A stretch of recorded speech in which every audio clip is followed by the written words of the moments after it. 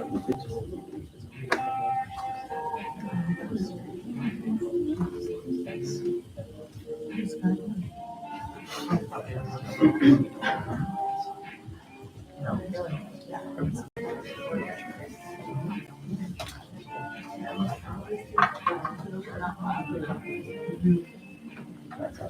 problem.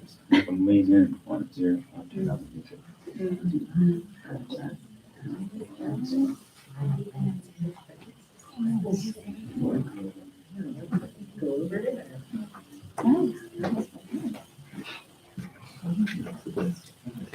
We're good to go? Thank you. Guess I'm going first. Oh, everyone can hear me? Okay. So I had two things to say. One I wrote first, and then a poem that I'm going to share.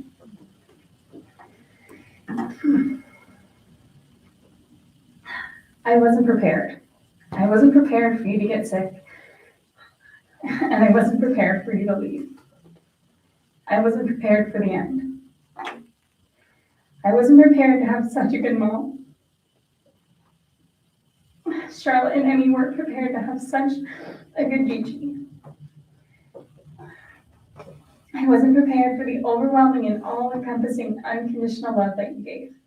I wasn't prepared to learn so much from one amazing person. And I wasn't prepared to listen, and I definitely wasn't prepared to be a mom. But you taught me to protect my family and trust my instincts. What losing you has taught me was to be prepared for anything and learn to love everything life gives you. Life is never long enough, but your positivity at the end is what holds me together. You were more at peace than I was, and that's what I need to remember. You were strong for me, now I have to be strong for you. The time we had you as a mom, as a Gigi, will never be enough, but at least I can have the comfort of knowing how much I appreciated every conversation we had, every hug, and every I love you, more and more each time I saw you. The time we got to spend together will forever be so special to me, but it will never be enough. I read this now and I wonder if it's enough. Luckily, I know you well enough to know that you would say it's all enough, that you love me. We will love you forever, and you'll forever be our mom and forever our Gigi. Okay. And I found this poem that I thought was fitting. Do you want these? Sure. It's great. My hands are wandering so much. Do not stand at my grave and weep. I am not there. I do not sleep. I am 1,000 winds that blow. I am the diamond glints on snow. I am the sunlight on ripened grain. I am the gentle autumn's rain. When you awaken in the morning's hush, I am the swift, uplifting rush of quiet birds in circled flight. I am the soft stars that shine at night. Do not stand at my grave and cry. I am not there. I did not die.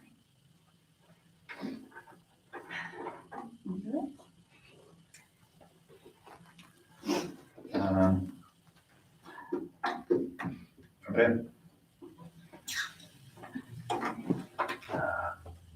going to try to keep this relatively tight, short, but I might break down cry for 20 minutes, and that's equally on you, so keep it together, because if you cry, I'll cry, and we probably all want to eat lunch or something today. So I just want to say on behalf of my family, just thank you for coming, and wherever you're coming from. Just all the calls and the messages, and I don't know, even if you didn't call, just the love vibes put out there, because we feel them. I really thank you. So I just want to read this passage I saw from an author I like, who also lost his mom. I'm just going to read it and then probably ramble about why I like it. because I think this little speech kind of gives me hope, even though it's a little sad.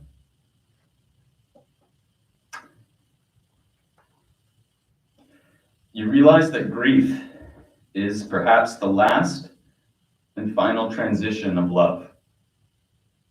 And I think this is the last act of loving someone. And you realize that that will never end.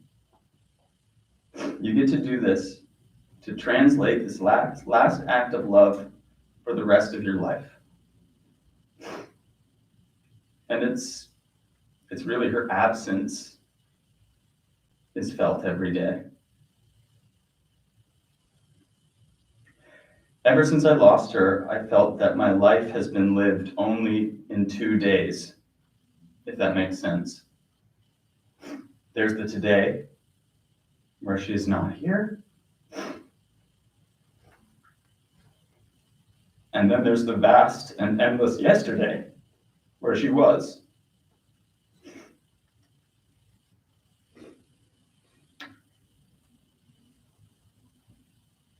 Two days. Today, without my mother, and yesterday, when she was alive. That's all I see. That's how my life is now. And I do feel that's a little extreme. Maybe he's had a couple of years to think about it. I've just had a couple days. But I like what he said about grief. Because as I'm sure if you're here, you know, we lost our dad a few years ago too.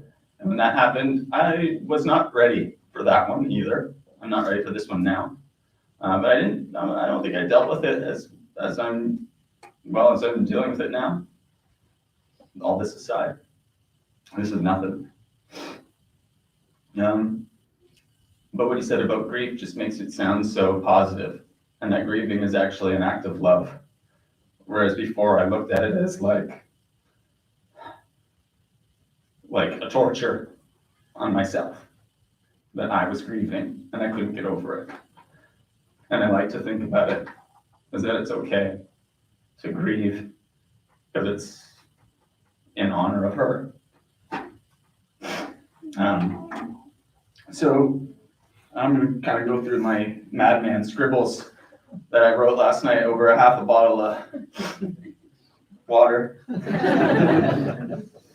Because that is one thing I've learned over this past week is the only good advice, so the best advice and most applicable or able to apply is stay hydrated and get sleep. That's the only ones I go like, that works. I can do that. But losing someone sucks, and losing two people really sucks, and losing them both too soon is probably top up there as the top worst feelings, I bet. I don't know all the rest of them, but it's up there. And so today we're here to celebrate the life of my mom, Marna Elliott. And I don't want to stand here and tell you who she was, because I think we all have our own memories of her, were affected by her, whether that's actually or maybe through osmosis, through me and Kendall. I'm gonna miss her. I think we'll all miss her in some way, and I'm not ready to be without her. And I think we can all kind of agree that she's gone too soon. She's 59.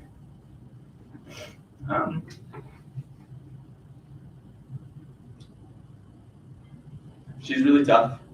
I think every single person that she worked with used some sort of she was tough, she was a straight shooter, she said what was on her mind, she didn't have an inside voice. And I think that's true. That's how I know my mom. I think she was pretty severe and stubborn, and if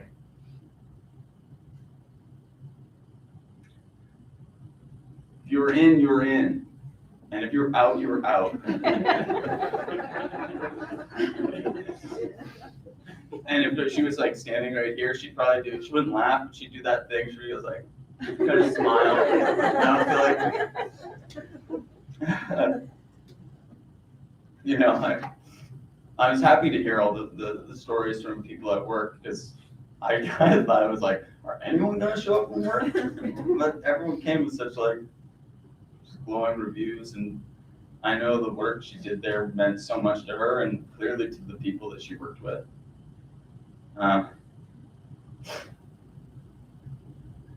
She grew up in the mountains, and it was hard. And I just think I'm still just blown away by how like strong and like what a survivor she was. I mean, this is a woman who ran away from home. I don't know, she was a waitress. She baked cakes.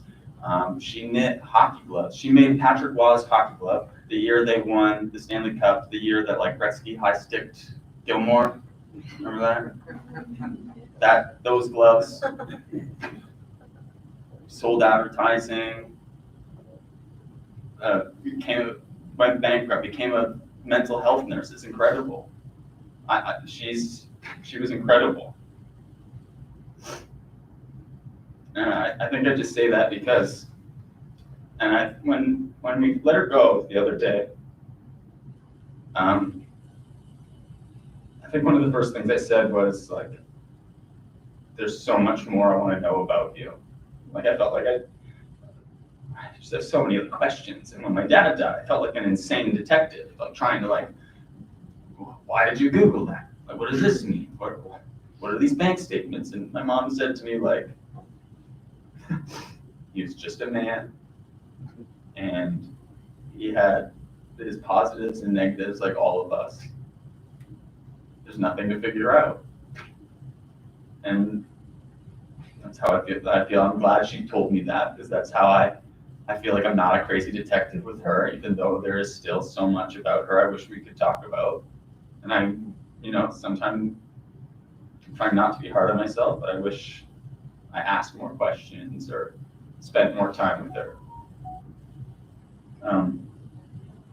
The other thing I said, and I think this is probably the thing I hope to take from her, is like, when I grew up, it's easy to like a parent who's driving you to soccer and is like talking about sports and hangouts and high fives. I love my dad, I'm not saying anything, but it's harder to love the one that is going like, you need to be better with your money. You need to call home. Like, this is like the one that's teaching you the real fucking lessons that I wish I was better at still. And to see just her drive and her ability to keep going when she wasn't getting the cards,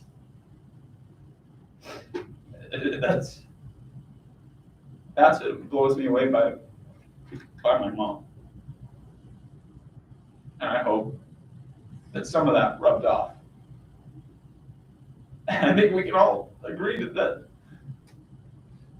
yeah, she's a huge heart, she's fucking great, but that strength, and I looked over at her and I said, that is a strong human.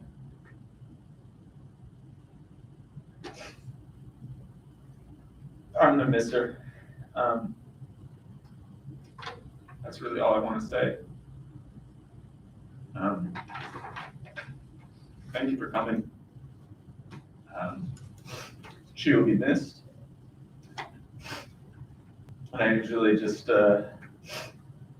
when talking about these things, I just like to, if I had a glass, I'd raise a glass and I would say, to the lost. Thank you.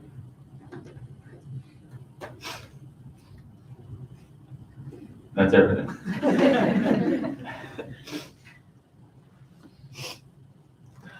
We'll miss her as well.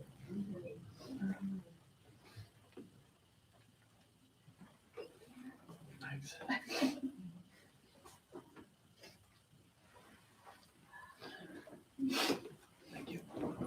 Well, it took a lot of courage and come up and share your thoughts and memories of your mom. So on behalf of everybody here, thank you for doing that and sharing your thoughts and your memories of them with everybody.